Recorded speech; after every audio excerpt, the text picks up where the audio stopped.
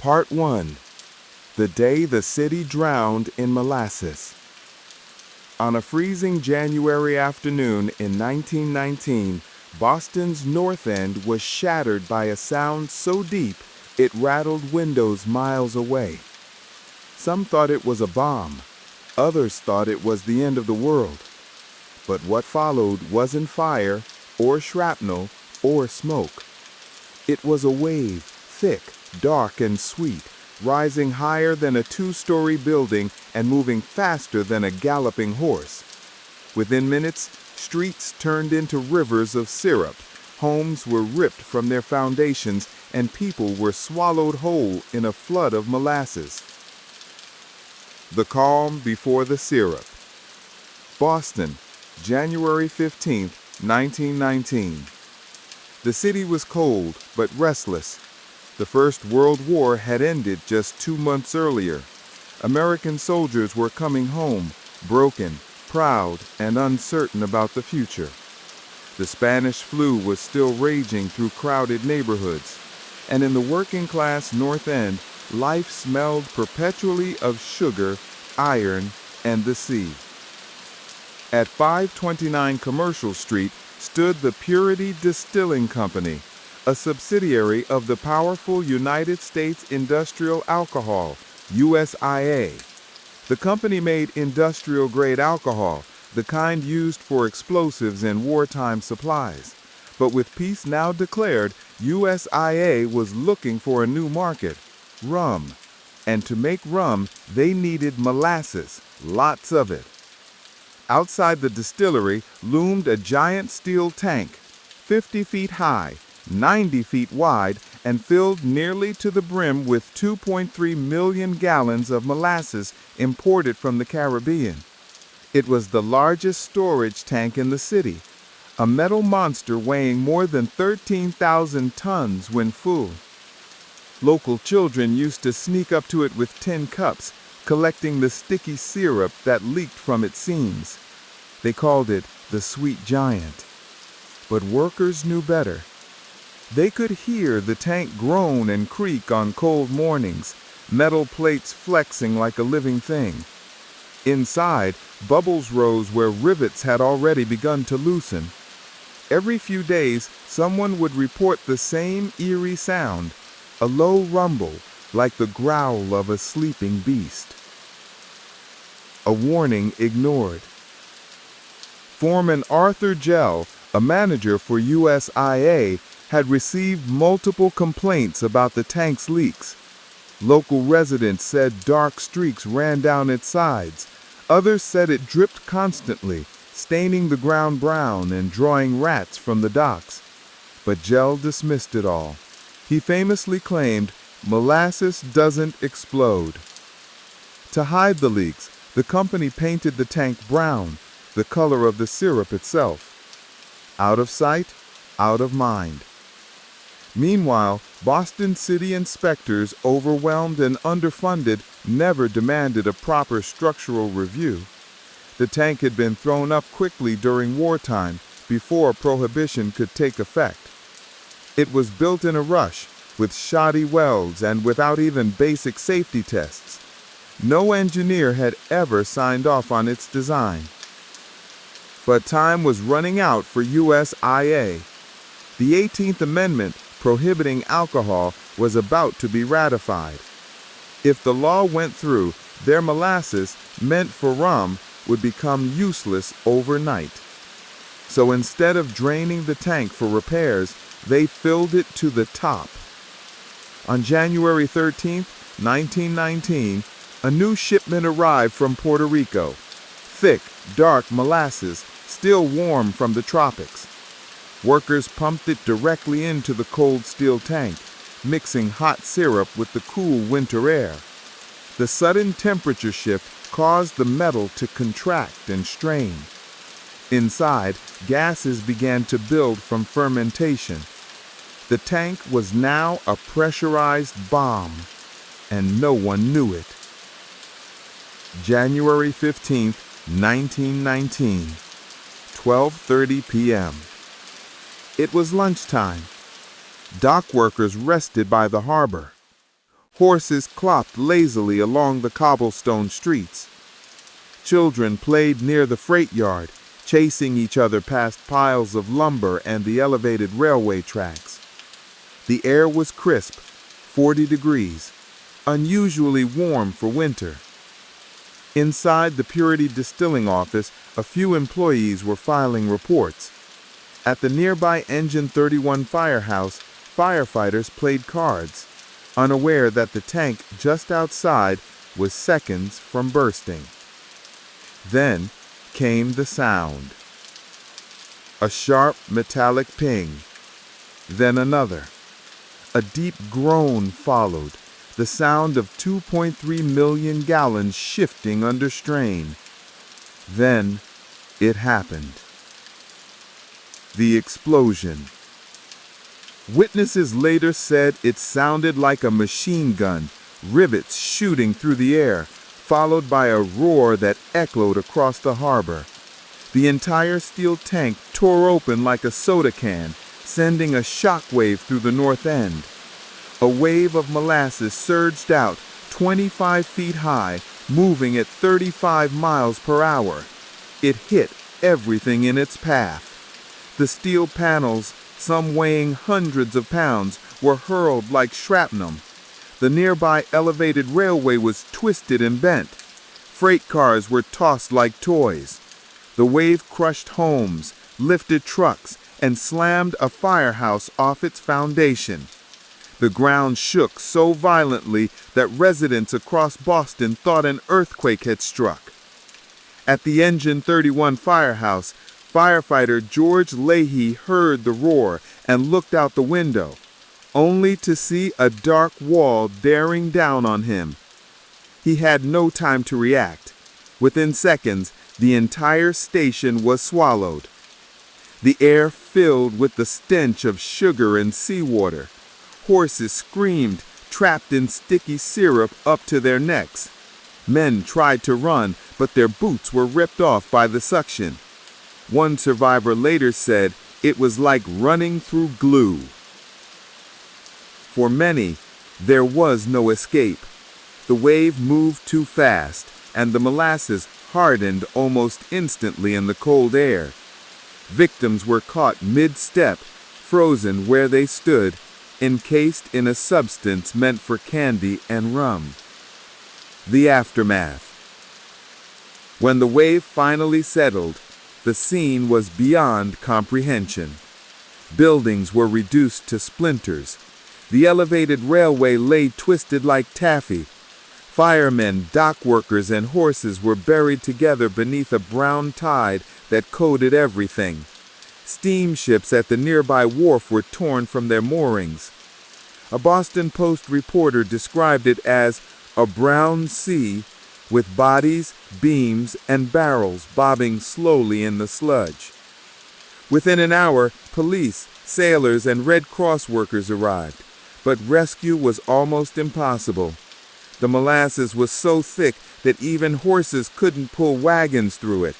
Rescuers had to wade in waist deep, fighting to move each step. When they tried to lift survivors, the suction pulled them back down. Night fell, and the temperature dropped. The molasses hardened into a glassy crust. Rescue workers used chisels, axes, and even flamethrowers to melt paths through the sugar. The work went on for days. When it was over, the numbers were staggering. 21 dead, 150 injured, dozens of horses killed, dozens of homes destroyed. Bodies were found weeks later, buried under hardened syrup. The last victim was discovered 4 months after the explosion. Everything smelled of molasses. The cleanup became a legend of its own. Crews used salt water from fireboats to wash the streets, but the syrup stuck to everything: walls, cobblestones, ship hulls, even the hair and clothes of the workers.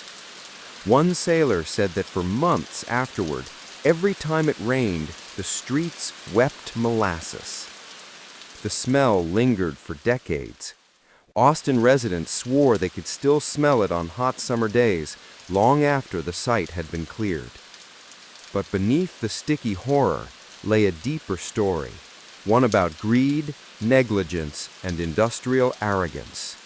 Because the flood was not an act of God, it was man-made. And when the lawsuits began, Boston would uncover one of the most shocking corporate scandals in American history. Part 2. The Trial That Changed American Industry. Molasses, 15 feet deep, covered the street and swirled and bubbled about the wreckage. Here and there struggled a form. Whether it was animal or human being was impossible to tell. The Boston Post, January 16, 1919. The city in shock. By dawn the next morning, Boston looked like a battlefield.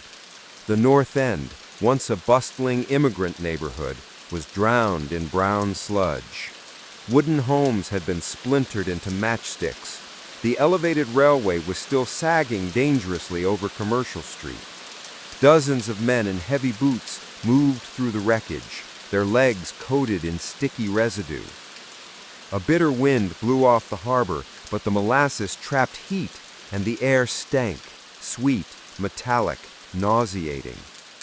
Fire Chief Daniel Sheehan surveyed the ruins with disbelief. He said, "You could taste it when you breathed. The air was thick with sugar." Everywhere he looked, men worked in silence, their faces grim. They pulled at beams, overturned barrels, searched the debris for anyone who might still be alive. By now, the bodies had begun to appear, small shapes under hardened layers of syrup. Horses that had pulled delivery carts were found standing upright, encased where they'd been overtaken. A young boy, Antonio D'Estasio, only 10 years old, had been crushed against a freight car.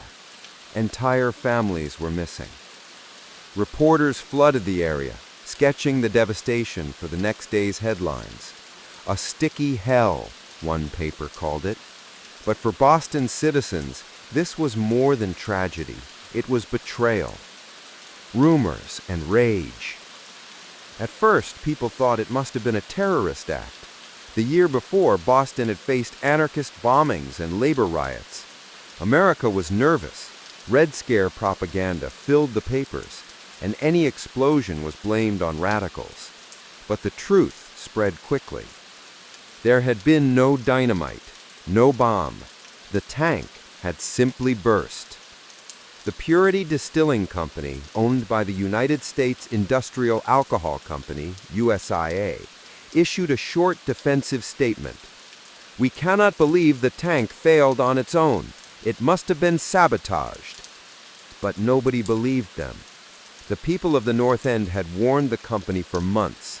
They had heard the groaning, seen the leaks, tasted the syrup running down the seams, and now 21 of their neighbors were dead.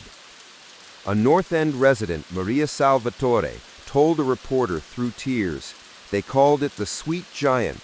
We told them it was dangerous. They laughed at us." As funerals filled the week, anger turned to outrage. Families demanded justice. Newspapers began to dig deeper. What they found would shake Boston and the entire American industrial system to its core. A city buried in syrup. Cleanup crews worked around the clock. They brought in salt water from the harbor, fire hoses, and hundreds of men with shovels. The sticky residue clung to everything.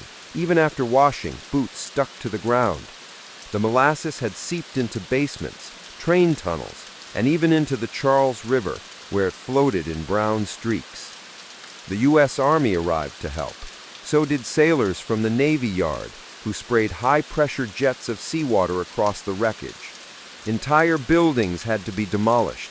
The city's cleanup bill would eventually top $100,000, over $1 million today. But no one from USIA showed up to help. They offered no condolences, no assistance, no reparations. Boston's mayor, Andrew Peters, furious at the company's silence, ordered an immediate inquest. He appointed a special investigator, Colonel Hugh Ogden, a respected judge and World War I veteran. Ogden's mission was simple: to find out why the tank exploded and who was responsible. The investigation began. When Ogden arrived at the site, the molasses had hardened into a brittle crust that cracked under his boots. He walked slowly around what was left of the tank, a flattened circle of twisted metal, rivets scattered like bullet casings. Nearby stood a crowd of angry residents. Many of them were Italian immigrants, dock workers, laborers, mothers in black shawls. They demanded answers. Ogden took notes. The tank had burst outward, not inward, meaning it had exploded from internal pressure, not from an external bomb. That fact alone discredited USIA's sabotage claim. He ordered metallurgists and engineers to examine the fragments. What they discovered was shocking. The steel plates were too thin, less than half the thickness required for such a massive structure. The rivets were poorly fitted. Some had been hammered by hand instead of machine pressed.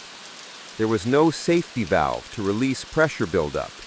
And perhaps most damning, the tank had never been tested for leaks using water, a standard procedure even at the time. One engineer noted, "It was a miracle it stood as long as it did." Arthur Gell, the man behind the tank. Attention turned to Arthur Gell, the USIA executive responsible for building and maintaining the tank. Gell was not an engineer. He had no formal training in construction or materials. Yet during wartime urgency, he had overseen the entire project, ordering it built quickly to store molasses for alcohol production. The goal was profit, not safety. When questioned, Gell insisted the tank was sound and that any failure must have been due to malicious intent. He claimed that anarchists, possibly Italian immigrants, had planted explosives beneath it. But Ogden wasn't convinced. Documents soon emerged showing that Gell had received multiple complaints about leaks, from workers, from local residents, even from the company's own foreman. In one letter, dated months before the explosion, Gell was warned that the tank groaned like thunder under stress. His reply? "Don't worry, it's only the molasses settling." He had chosen to paint over the leaks instead of repair them. The civil lawsuit. By spring 1919, the families of the victims, along with hundreds of residents and businesses, filed a class action lawsuit against USIA. It became one of the first mass civil cases in U.S. history. The case would last 5 years, generating 45,000 pages of testimony and 1,500 exhibits. It was the largest legal proceeding in Massachusetts until the 1980s. Judge Ogden presided. USIA hired a team of powerful lawyers to defend the company. They argued that the explosion was the result of an unforeseeable act, sabotage by anarchists. They claimed the tank was built properly and had passed inspection. They even brought in witnesses who said they'd heard an unusual bang just before the tank burst, implying an external detonation. But the plaintiffs' lawyers, representing the families of the dead, were relentless. They brought in metallurgists, structural engineers, and eyewitnesses. They showed evidence of the thin steel, the lack of safety valves, and the company's attempts to silence complaints. They even brought in a Harvard professor who demonstrated with scale models how gas pressure from fermenting molasses could cause a catastrophic rupture. No bomb required. The turning point came when a former USIA employee testified that the company had been warned repeatedly about leaks. His words cut through the courtroom silence. "We told them it was unsafe. We told them it was singing, the sound of the tank crying for help." The verdict. After years of hearings, Judge Ogden delivered his decision in 1925. He ruled that United States Industrial Alcohol Company was liable for the disaster. There had been no sabotage, no anarchist, and no unforeseeable accident. It was the direct result of corporate negligence, the use of substandard materials, lack of engineering oversight, and a reckless disregard for public safety. The court ordered USIA to pay $628,000 in damages, equivalent to nearly $10 million today. Families of victims received around $7,000 per life lost, a small sum for such tragedy, but symbolically historic. For the first time, an American corporation had been held legally accountable for mass death caused by industrial failure. The case set a national precedent. From that point forward, engineers had to sign off on every large structure built in the United States. It marked the birth of modern industrial safety standards. The sweet stain on history. After the trial, the tank site was cleared and USIA quietly abandoned the area. The land was later sold and redeveloped. Today, it's a public park beside the Boston waterfront, Langone Park. Nothing remains of the sweet giant except a small plaque near a baseball diamond. But old-timers in Boston still swear that on hot summer days, when the air is just right, you can still catch the faint smell of molasses drifting through the North End. The Great Molasses Flood became legend, a story so strange that new generations thought it was a myth, yet every word was true. It was a tragedy born not of nature, but of human arrogance, a reminder that sometimes the cost of haste is paid in lives. Legacy. In the century since the flood, historians and engineers have continued to study it. Modern simulations confirm what Ogden's team discovered. The warm molasses from Puerto Rico caused gases to expand inside the cold tank, building immense pressure. With no safety valves and weak rivets, the tank was doomed. The story of the flood has since entered folklore, taught in engineering courses, cited in law schools, and retold in classrooms as a lesson in accountability. And yet it remains deeply human. The children who played by the docks, the firefighters who never saw the wave coming, the company men who thought they were untouchable, and the city that learned, in the stickiest, strangest way possible, that truth always rises to the surface. Part 3. The Forgotten Voices. When I close my eyes, I still hear it.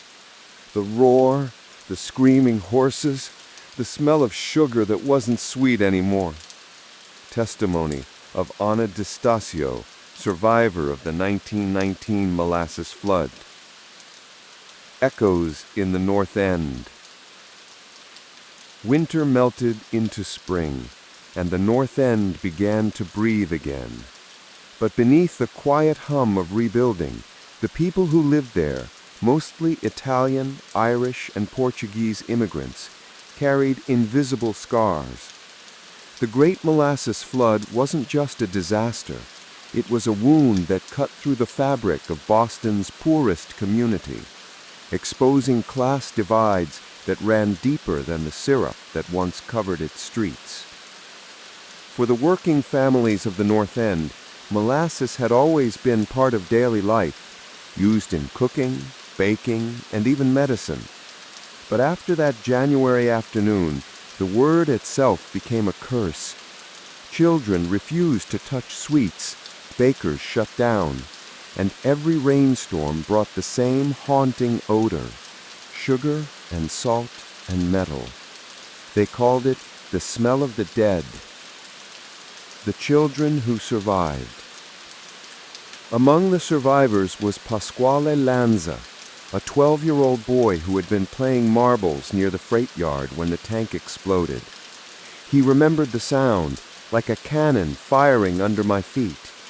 He ran, but the wave caught him. The last thing he remembered was the color of honey and the feeling of drowning. When rescuers pulled him out hours later, he was barely conscious. His legs were coated in molasses so thick that the medics had to cut his pants off with shears. For the rest of his life, he refused to eat pancakes or syrup. When interviewed in the 1960s as an old man, he said, "You never forget the smell. It was death wearing sugar's clothes." Another child, Maria D'Estasio, was 10 years old when she lost her father, Giuseppe. He had been unloading barrels near the distillery when the tank burst. Maria and her brother Antonio had been walking to meet him when the wave hit. Antonio was killed instantly. Maria survived, thrown through a doorway by the force of the blast. She spent weeks in the hospital, her lungs filled with sugar and seawater. Years later, she told a reporter, "When I woke up, I asked where my father was. They told me he was sleeping, but I knew that wasn't true." The firefighters of Engine 31.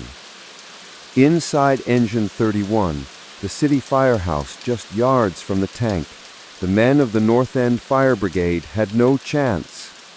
When the tank ruptured, the wall of molasses hit the building like a freight train. The second floor collapsed, trapping men in the basement. Firefighter George Lay, 38 years old, managed to survive for several hours. His comrades could hear him shouting beneath the wreckage. But every time they tried to dig, the molasses hardened again, gluing debris together like cement. By the time they reached him, it was too late. His body was found clutching a broken beam, his face turned toward the ceiling. The department later erected a small brass plaque in his honor. It's still there today inside Boston's Fire Museum, engraved with the words, "He fought not fire, but flood." Immigrants and indifference. The North End was one of the poorest parts of Boston in 1919. Most residents were recent immigrants, Italians who spoke little English and worked long hours on the docks. When the flood happened, the press initially portrayed them as foreigners, troublemakers, even possible anarchists. The company's sabotage theory fed into America's post-war paranoia, the so-called Red Scare. Some newspapers suggested the Italian residents had themselves caused the explosion. But as evidence mounted, public opinion shifted. For once, the immigrants' voices were heard, not as laborers or outsiders, but as witnesses and victims. At the trial, interpreters were brought in for the first time in Massachusetts civil court history. Housewives, dockhands, and children testified before the judge. Their broken English didn't hide their truth. They had seen the tank leaking for months. They had complained. No one had listened. Judge Ogden's decision to side with them was revolutionary not only legally, but socially. It was one of the first times in U.S. history that working-class immigrants won a case against a major corporation. The long cleanup. By summer 1919, cleanup had become part of daily life. Crews from the Army Corps of Engineers hauled debris away by the ton. They washed the streets with salt water and sand. But the molasses was relentless. It had seeped into everything. Cellars, sewers, trolley tracks. Whenever it rained, the streets grew tacky again. Children came home with their shoes brown and sticky. Laundry hung on lines turned yellow from residue. The Boston harbor remained brown for months. Ships leaving port trailed ribbons of sugar through the waves. Old photographs from that time show men standing knee-deep in syrup with shovels, their expressions blank with exhaustion. One sailor wrote in his diary, "You could smell Boston long before you saw it. The wind carried sugar and salt and death." A city transformed. In the years after the flood, Boston began to change. The tragedy had exposed cracks not only in the tank, but in the system itself. Unregulated industry, rushed construction, and corporate indifference to human lives. Under public pressure, the Massachusetts legislature passed new safety and inspection laws. Building codes were rewritten. Engineers were now required to certify all large industrial structures. Insurance companies began demanding structural testing and periodic review, practices that are now standard worldwide. Historians often say that the modern era of engineering accountability began not with steel bridges or skyscrapers, but with a tank of molasses. The human cost. Though USIA eventually paid damages, no amount of money could replace what the community lost. Some families never recovered. Widows took jobs cleaning offices or sewing clothes to survive. Children left school to work at the docks. The molasses flood wasn't just a physical disaster, it was an economic one. Church records from St. Leonard's in the North End list the funerals held in the weeks following the disaster. The names tell a story of Boston's melting pot: Pistachio, Lusitano, Carney, Higgins, Fiorentino. Every family buried someone or knew someone who had. Even decades later, survivors rarely spoke of it. When they did, their voices dropped, as if saying the word molasses might summon ghosts. Memory and myth. As the years passed, the story faded from headlines into folklore. Children who hadn't been born in 1919 grew up hearing tall tales of the day Boston drowned in syrup, or the day the harbor ran sweet. To outsiders, it sounded like fiction, an absurd joke, but in the North End, the old families never laughed. In the 1940s, local writer Ruth Brown interviewed elderly survivors for a newspaper column. One told her, "People think it was funny, but I watched my husband die in that sweetness." By then, the distillery was gone. The lot had been leveled and turned into a city park. The only clue left behind was the odd sweetness that sometimes rose from the ground on humid days, faint but unmistakable. Rediscovery. In the 1960s, historians rediscovered the flood while researching Boston's industrial past. They unearthed Judge Ogden's transcripts, thousands of pages of testimony, long forgotten in dusty archives. The documents revealed the disaster in excruciating detail: measurements, witness statements, photographs of the wreckage. Journalists revived the story, and suddenly the Great Molasses Flood re-entered public memory, this time as both tragedy and lesson.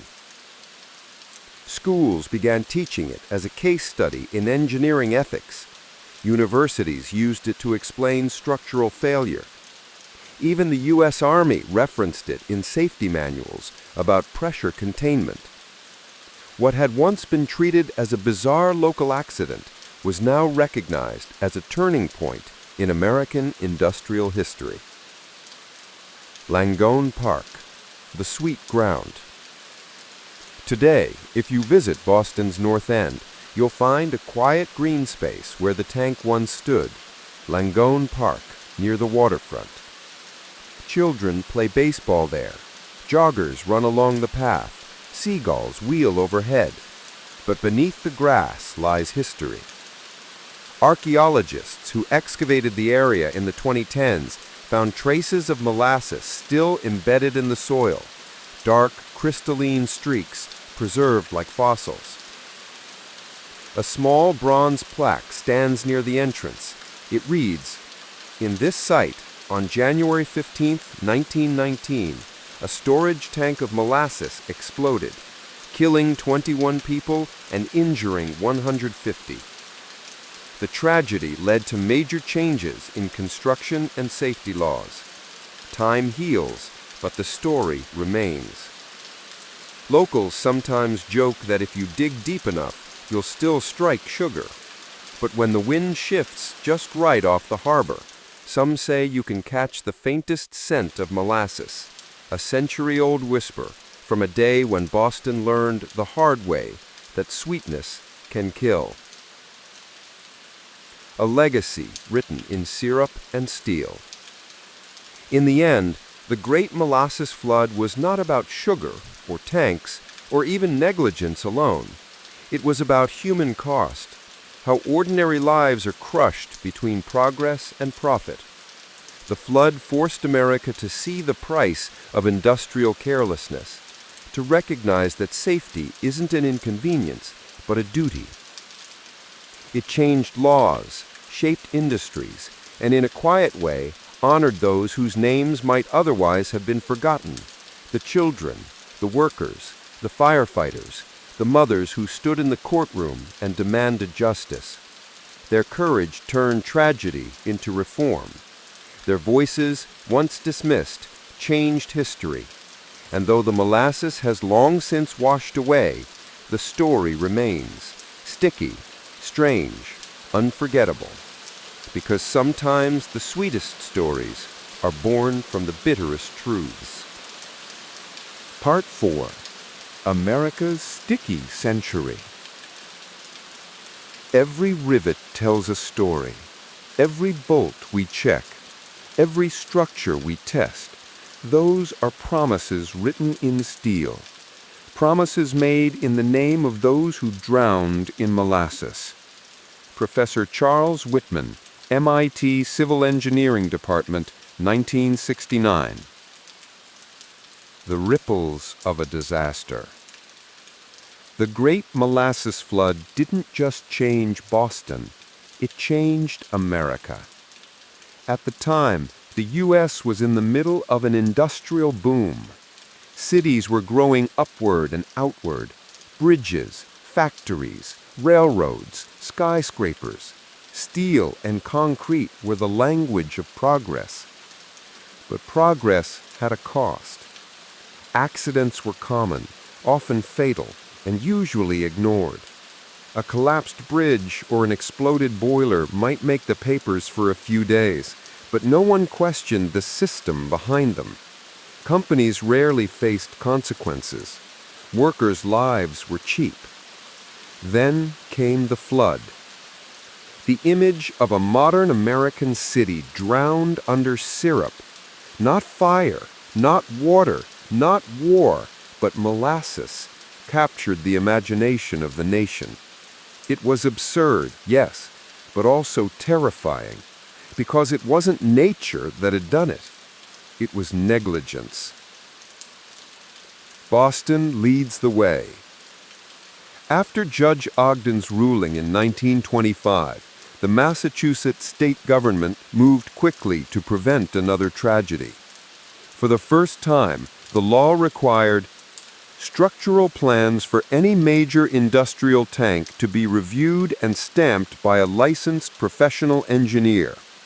Regular inspections of large containers, bridges, and buildings. Independent oversight of corporate construction projects. These were radical changes for their time. Before then, almost anyone with money could build almost anything, anywhere, with little scrutiny. The American Society of Civil Engineers, ASCE, praised the decision, calling it a necessary correction born from sugar and sorrow. They soon began promoting certified engineering ethics, teaching that safety and morality were as vital as mathematics. By the early 1930s, nearly every state had adopted similar laws. The modern concept of engineering licensure, that only certified professionals could design and approve structures affecting public safety, was born directly from the aftermath of the molasses flood. Prohibition and irony. While the lawsuits wound their way through the courts, America was changing in another way. In 1920, prohibition became law, banning the manufacture and sale of alcohol nationwide. The irony was cruel. very tank that had killed 21 people had been built to store molasses for industrial alcohol production intended to be turned into rum. But just months after the explosion, rum making became illegal. Had the company waited or been less greedy, the tank might never have been filled again. The disaster, in its own grim way, was one of the last casualties of the pre-prohibition liquor industry.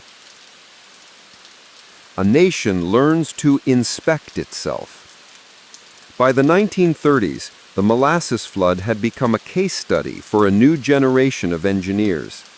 Universities across America taught it alongside bridge collapses and mining cave-ins. It symbolized a truth that was becoming impossible to ignore.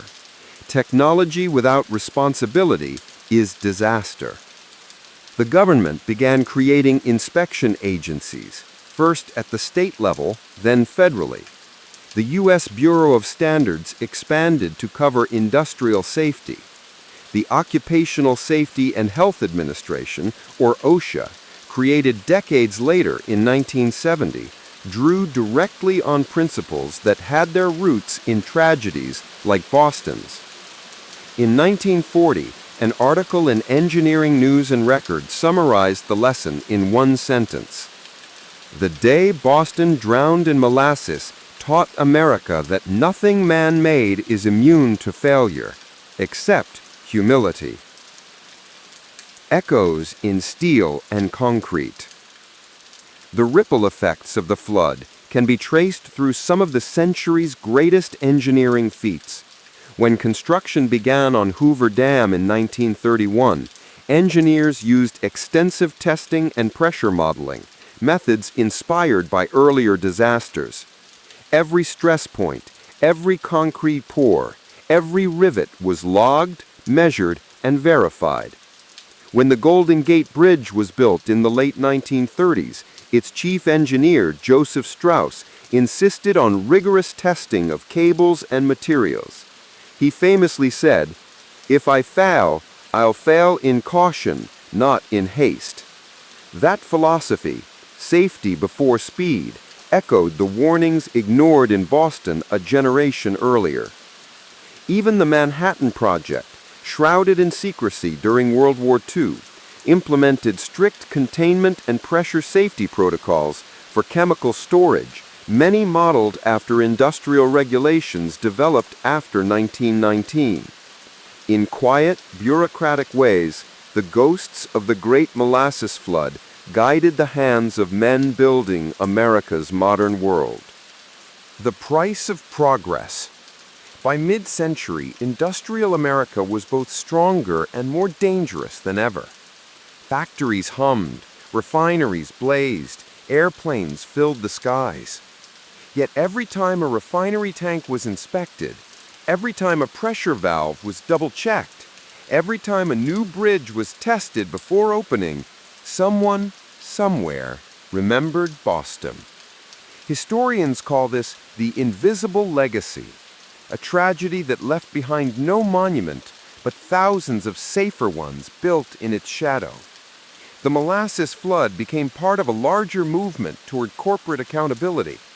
Courts began ruling that companies could not hide behind acts of God or unforeseeable events when human error was involved. For the first time, public safety became a legal and moral obligation, not a suggestion. The sticky metaphor. By the 1950s, writers and social critics began to use the flood as metaphor. Journalist John Hersey, in a lecture at Harvard, called it America's slow disaster, a symbol of how greed and complacency could destroy communities not with speed, but with suffocating inevitability. Cartoonists depicted corporations as leaking tanks dripping syrup labeled profits. Playwrights used it as imagery for the bureaucratic inertia of the post-war years, when government and industry grew large, creaking, and opaque. Even the word molasses entered American slang as something heavy, slow, impossible to move, a sweet veneer over danger. The engineers remember. In 1969, on the 50th anniversary of the disaster, the Boston Society of Civil Engineers held a small ceremony near the waterfront. Only a handful of survivors remained alive. Professor Charles Whitman of MIT spoke to the crowd. "We measure strength in pounds, in stress, in tensile limits. But what we learned here is that the greatest strength is conscience." He pointed toward the harbor.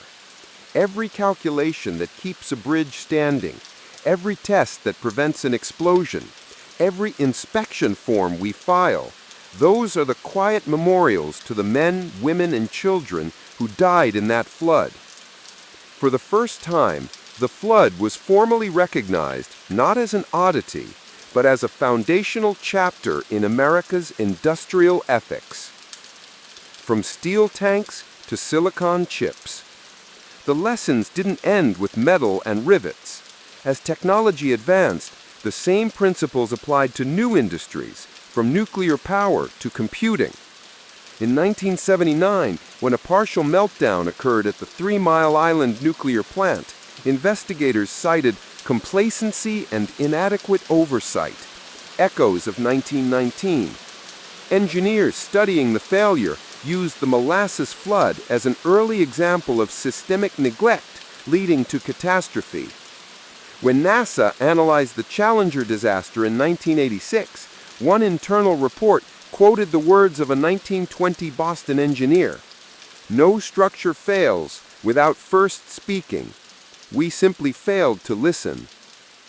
And in the 21st century, when chemical plants and data centers undergo safety certification, engineers still study the Boston case, not because of the material, but because of the mindset. The flood remains a symbol of what happens when speed, secrecy, and profit outrun responsibility. A modern memory. In 2019, Boston marked the 100th anniversary of the disaster. A cold January morning, just like the one a century before. City officials, historians, and descendants of victims gathered at Langone Park. Children held flowers. A fireboat sounded its horn at 12:30 p.m., the exact moment the tank had burst in 1919. Among the speakers was Melissa Pimentel, great-granddaughter of firefighter George Lay. She said, "He died saving people from a flood that shouldn't have happened." Today, every time a firefighter puts on that uniform, he stands in that legacy, to protect, even when the danger is man-made.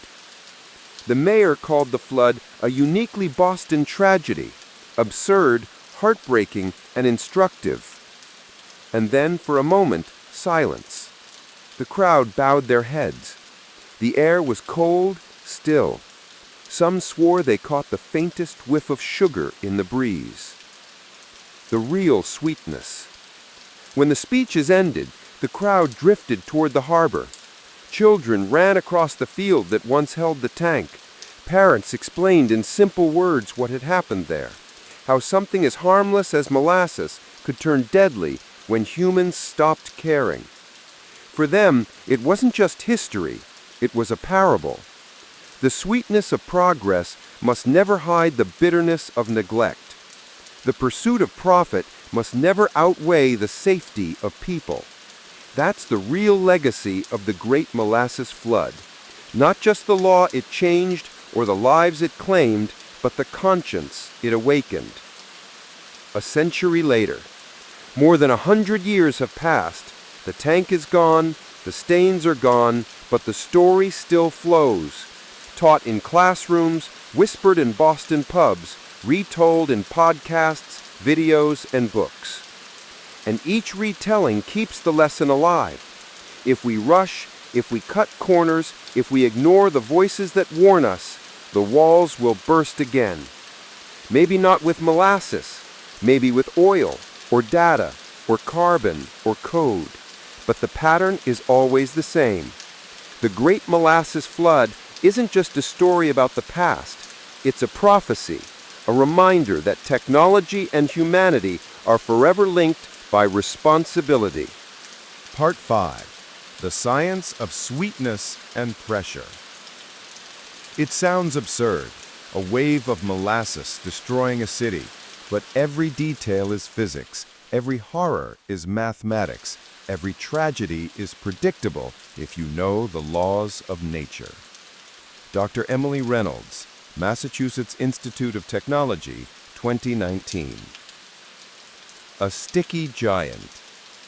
On January 15, 1919, 2.3 million gallons of molasses waited in a steel tank towering 50 feet above Boston's North End. To the casual observer, it was just a large container of syrup. To an engineer, it was a ticking time bomb. Molasses is deceptively simple. At room temperature, it behaves like a thick liquid, pouring slowly from a jar. But temperature and volume transform its behavior dramatically. The Purity distilling tank contained a perfect storm of physical factors. Temperature differential, the incoming molasses from Puerto Rico was warm, while Boston winter air was cold. Fermentation gases, yeast in the molasses produced carbon dioxide. Structural flaws, thin steel, poorly riveted plates, no pressure relief valve. Together, these created an environment where physics and chemistry conspired to produce disaster. Pressure builds. Imagine a tank 50 feet tall, 90 feet wide, filled nearly to the top. Now imagine the liquid inside is heating slightly from fermentation, expanding and releasing gas bubbles trapped under the surface.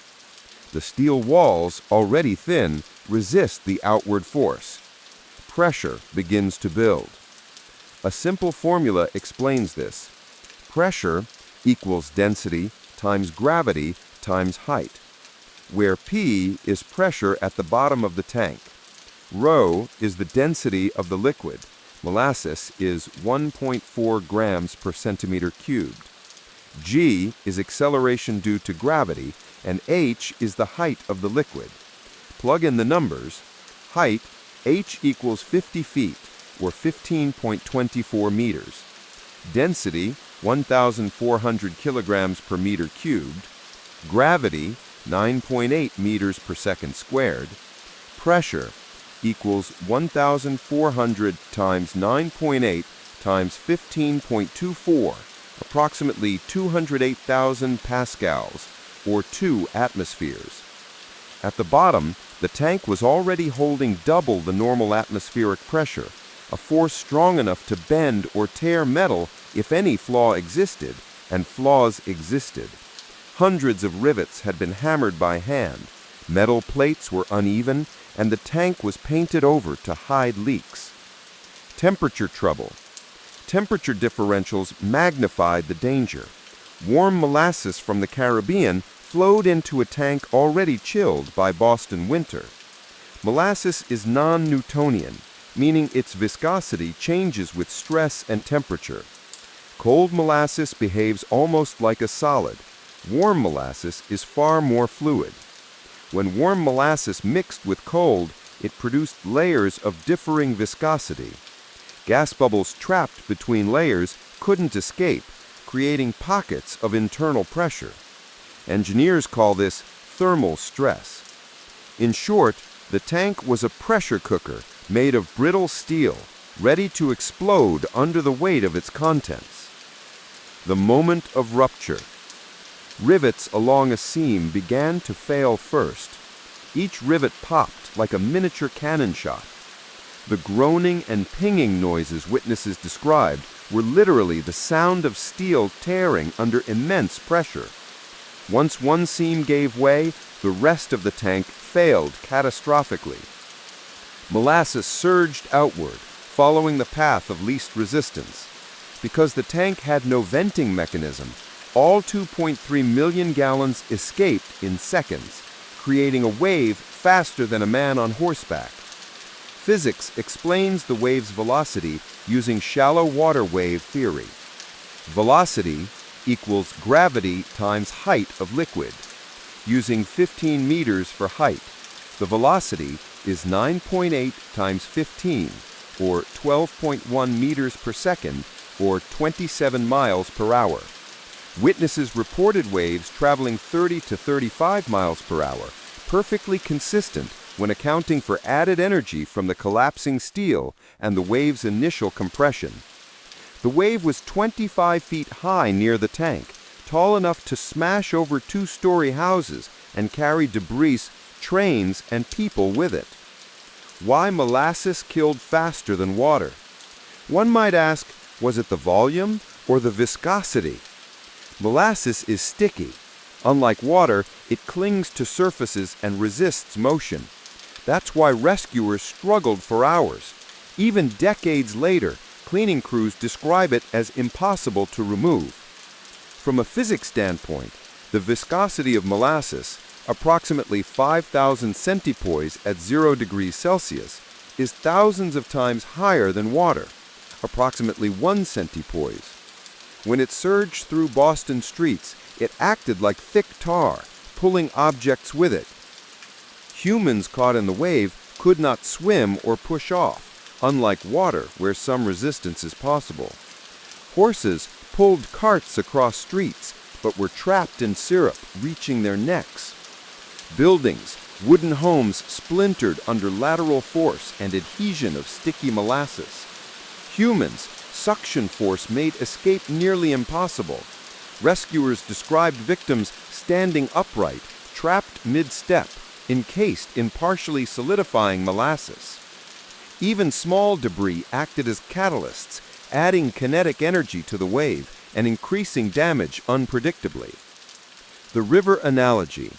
Scientists studying the flood often compare it to a lava flow, viscous, slow-moving, but unstoppable. Unlike a typical water flood, molasses does not dissipate energy efficiently. Energy remains concentrated, carried forward with debris, creating prolonged destruction. Harvard physicist Frank White recreated a scale model in 1970 using glycerin mixtures. His simulations confirmed a sudden release of 2 million gallons of a viscous fluid in a confined area produces shock waves strong enough to destroy weak structures, momentum that carries debris far beyond the original site, stickiness that immobilizes objects for hours, all of which exactly matched witness accounts from Boston. Gas, fermentation, and foam. Another factor contributed to the disaster. Fermentation gases. Molasses naturally contains sugar and yeast. Over weeks, it ferments, producing carbon dioxide. In the cold tank, gas bubbles became trapped under dense layers of syrup. When the tank ruptured, the escaping gases contributed to the sudden, almost explosive expansion, a kind of non-Newtonian foaming event.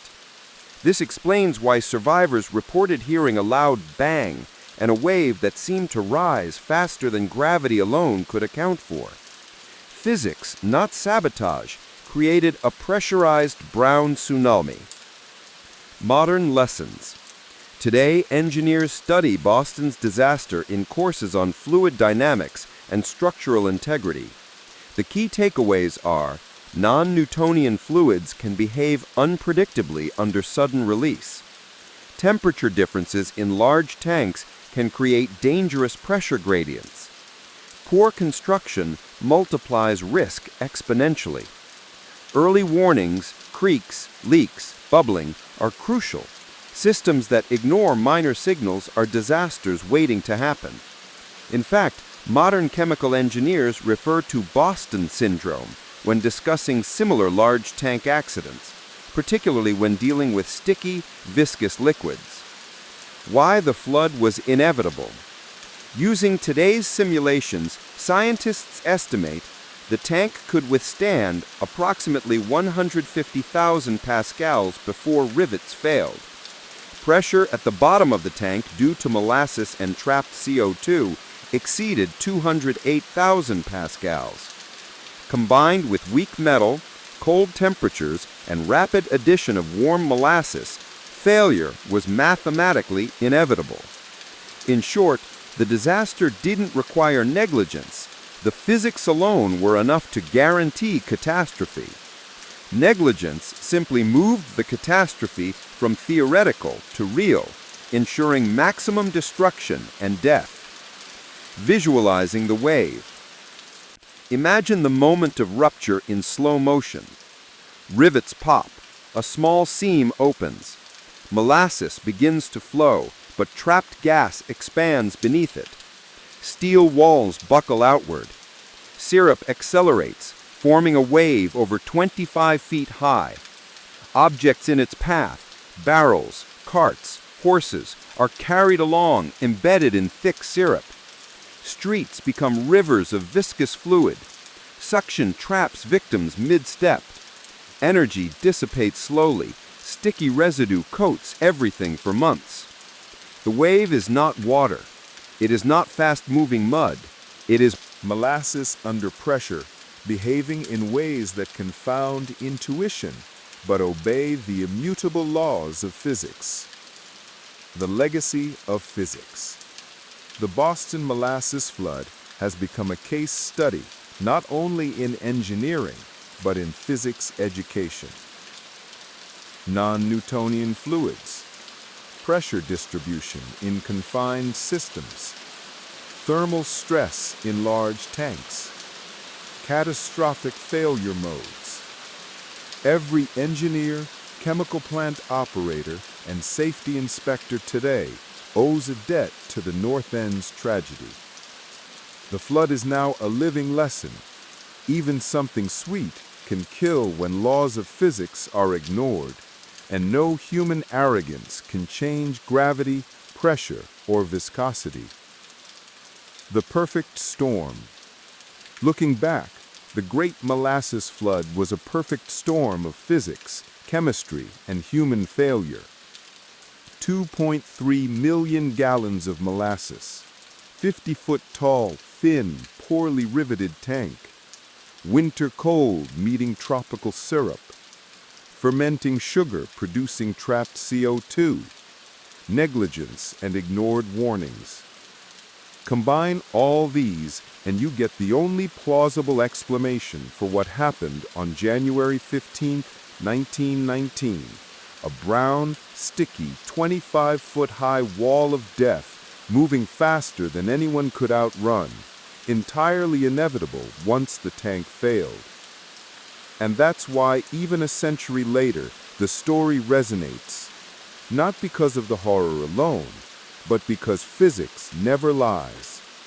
The tank was doomed from the moment it was built, just waiting for the world to notice. Part 6. Molasses in Memory and Culture. It's sticky, it's sweet, and it's unforgettable. Not just for the taste, but for the lesson it leaves behind. Stephen Puleo, historian of Boston's North End. From tragedy to legend. For decades after the flood, the story of 1919 seemed almost unreal.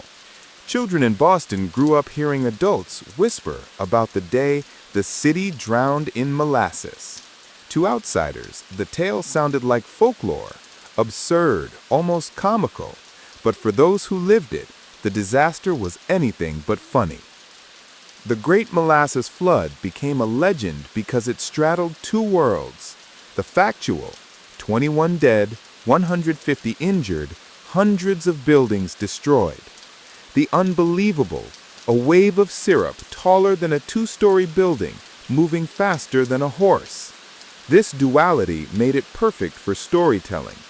Newspapers, novels, and later documentaries leaned into the impossibility of the event, emphasizing both horror and the bizarre spectacle.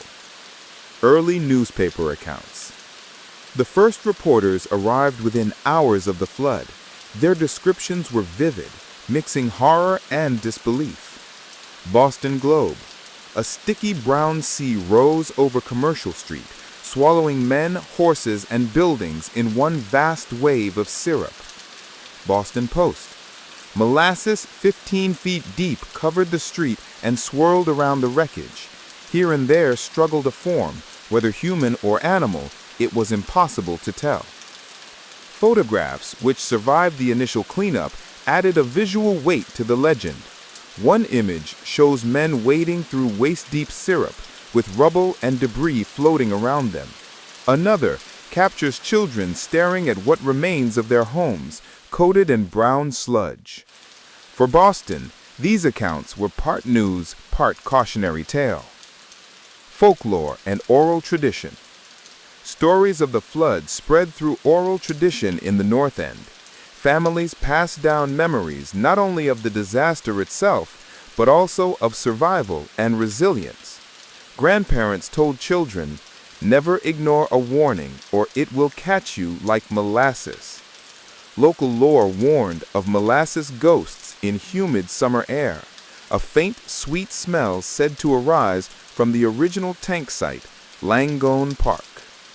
This oral tradition kept the memory alive in a way that official records never could. For Italian immigrants and their descendants, the flood was a symbol of both tragedy and community.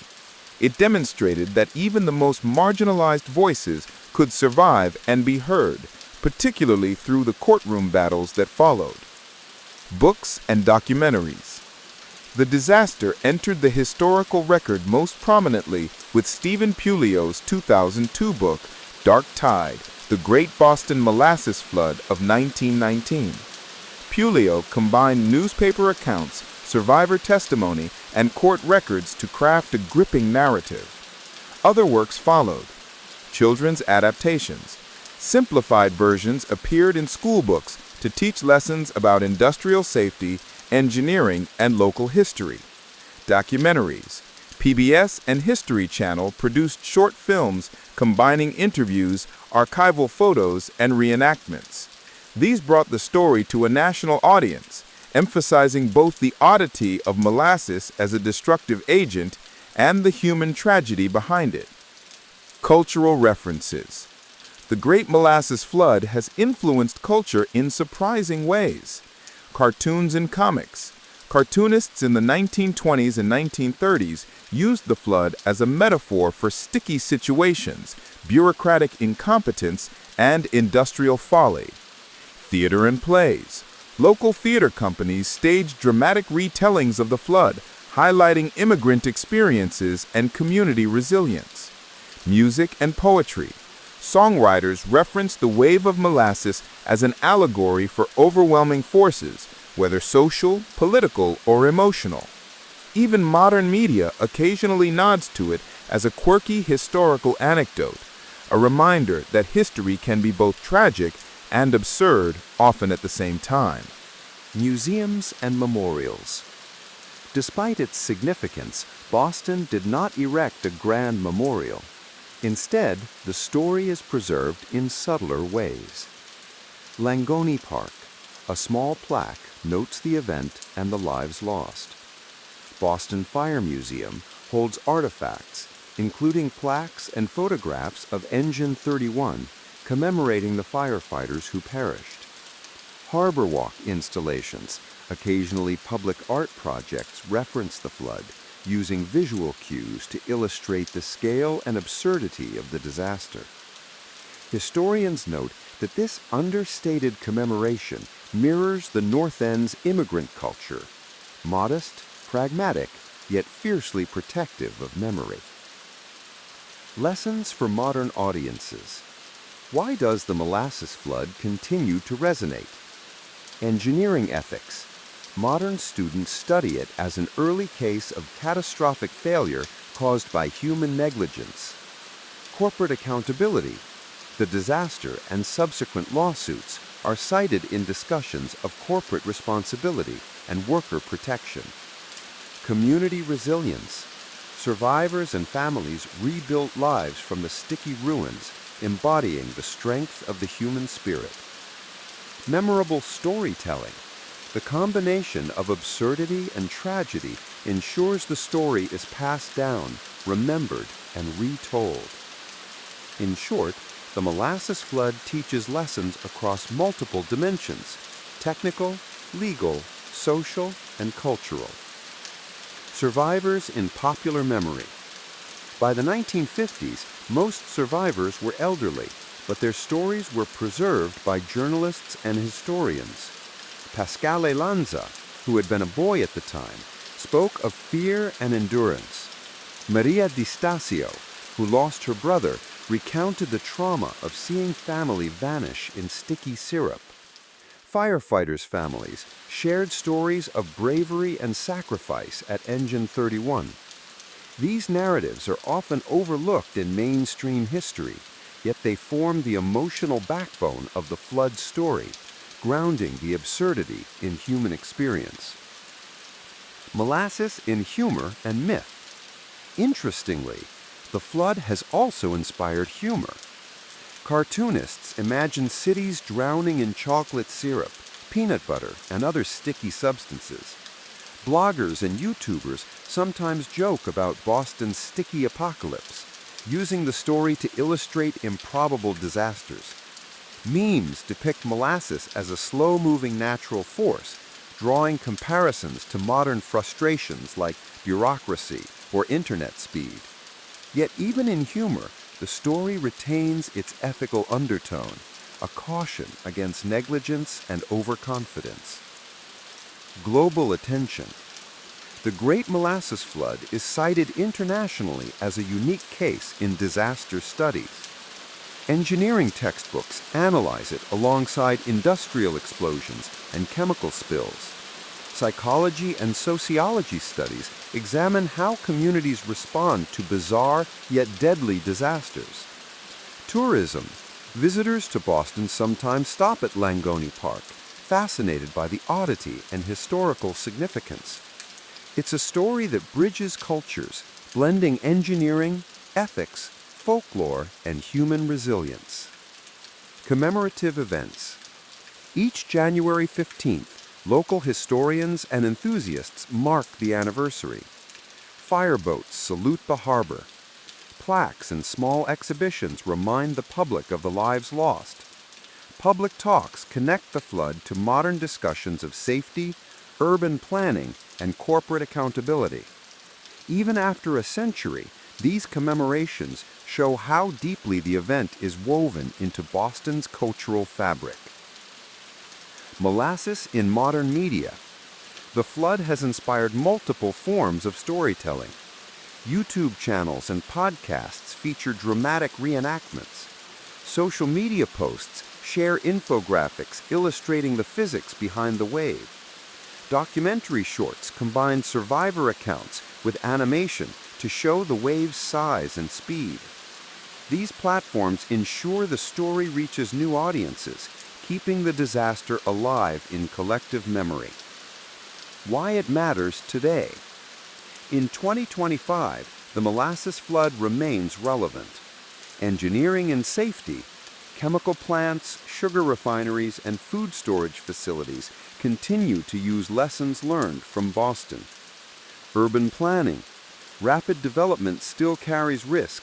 Boston's experience is a cautionary tale. Ethical responsibility. The disaster reminds us that lives cannot be sacrificed for profit or convenience. Above all, it endures because of the human stories, the children, firefighters, immigrants, and families who lived through it. Their voices echo a century later, asking society to listen before disaster strikes. A story that sweetens and warns. The Great Molasses Flood is simultaneously a scientific case study, a legal landmark, a human tragedy, and a cultural legend. Its power lies in combining absurdity with tragedy, sweetness with death, negligence with inevitability. Every generation finds new lessons. Engineers see physics and failure. Lawyers see accountability. Historians see immigrant life and resilience. Artists see metaphor and narrative potential. And for the citizens of Boston, it remains a story of place, a city that literally tasted tragedy and transformed it into memory, law, and legend. Conclusion of Part 6. For over a century, the flood has haunted Boston, not with fear, but with memory. Langone Park is quiet now. Children play. The wind carries faint, sweet traces of history. And every January 15th, when the harbor fog hangs low, the North End remembers a wave of molasses, absurd yet real, reshaped their city forever. Molasses, wrote historian Stephen Puleo, was the medium, negligence was the message, and memory is the monument. Part 7. The Final Sweet Reckoning. Molasses is thick, slow, and seemingly harmless until it moves. And then, nothing stands in its way. Stephen Puleo, historian. A century of reflection. By 2019, Boston had officially marked the 100th anniversary of the Great Molasses Flood. Across the city, the tale had evolved. Once a bizarre disaster, it had become a symbol of human oversight, industrial accountability, and cultural memory. For historians, engineers, lawyers, and citizens alike, the story's enduring power lies in its multi-layered lessons. A tragedy caused by physical inevitability, human negligence, and social indifference. The North End remembered its dead. Survivors' families preserved stories, and society as a whole learned lessons that would ripple across generations. The legal reckoning. The United States Industrial Alcohol Company, or USIA, had paid damages, but the impact of the legal case went far beyond financial compensation. Corporate accountability. For the first time, a large company was held responsible for deaths caused by negligence. Class action precedent. The case became an early model for collective lawsuits involving multiple victims. Influence on regulatory law. Safety inspections, professional engineering oversight, and liability standards emerged partly due to this disaster. Law students today study the molasses flood to understand the evolution of corporate liability. The moral is clear. Profits cannot outweigh human life. Engineering lessons etched in steel. From a technical standpoint, Boston's disaster became a textbook example of catastrophic structural failure. Key principles taught in classrooms today include pressure and stress, how internal pressure grows in confined spaces, and the need for pressure relief. Non-Newtonian fluids, understanding molasses, tar, or other viscous materials' behavior. Thermal effects. Temperature gradients create uneven stress across materials. Redundancy and safety factors. Even small warnings like leaking seams must be addressed. Every large industrial tank today, whether holding chemicals, food products, or water, owes its careful design to lessons learned in Boston. Cultural reckoning. The flood's legacy is also cultural. Folklore. Stories of the wave are passed down, highlighting both the absurdity and the horror. Museums in public memory. Langone Park and the Boston Fire Museum preserve artifacts and plaques, quietly reminding residents of human vulnerability and courage. Art and literature. The flood inspired plays, poems, cartoons, and short films, blending tragedy with storytelling to make its lessons resonate. Importantly, the cultural aspect ensures that the disaster is not forgotten. While laws and engineering standards evolve, culture maintains memory, empathy, and awareness. Science as a witness. The physics of the disaster remains astonishing. Velocity of the wave, 30 miles per hour for 25 feet of viscous molasses. Pressure at tank bottom, over 2 atmospheres, exceeding the tank's structural limits. Non-Newtonian behavior. Molasses acted like both liquid and solid, increasing its lethality. Gas buildup. Fermentation CO2 accelerated the rupture. These facts illustrate that while humans caused negligence, the disaster was amplified by natural physical laws. Scientists call it a perfect storm of material failure plus human error plus physics inevitability. Human stories resonate. What makes the story unforgettable are the human voices. Children, Pasquale Lanza and Maria D'Estasio, whose survival stories became emblematic of courage amidst chaos. Firefighters, Engine 31 and their families, who sacrificed lives to rescue others. Immigrant communities, who not only suffered the flood, but rebuilt their neighborhoods, fought legal battles, and ensured their stories were heard. The human aspect transforms numbers and physics into real tragedy. Every 21 lives lost, every injury, every ruined home represents a moral imperative that echoes to modern times. Modern engineering and ethics. Today, engineers face risks that the people of 1919 could never imagine.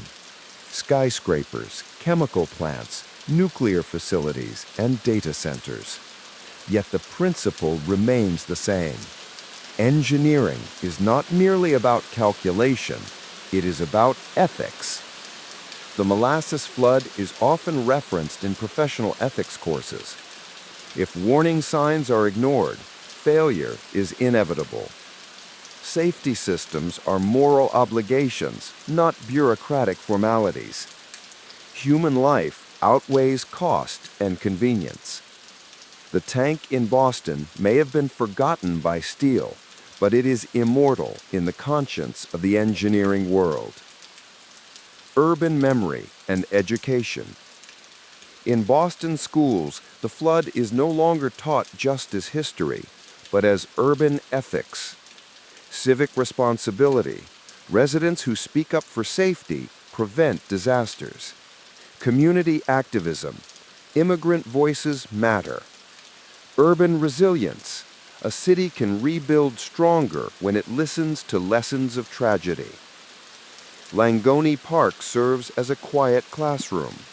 Children play on the grass that once held a tank. They run past plaques that tell of courage and accountability.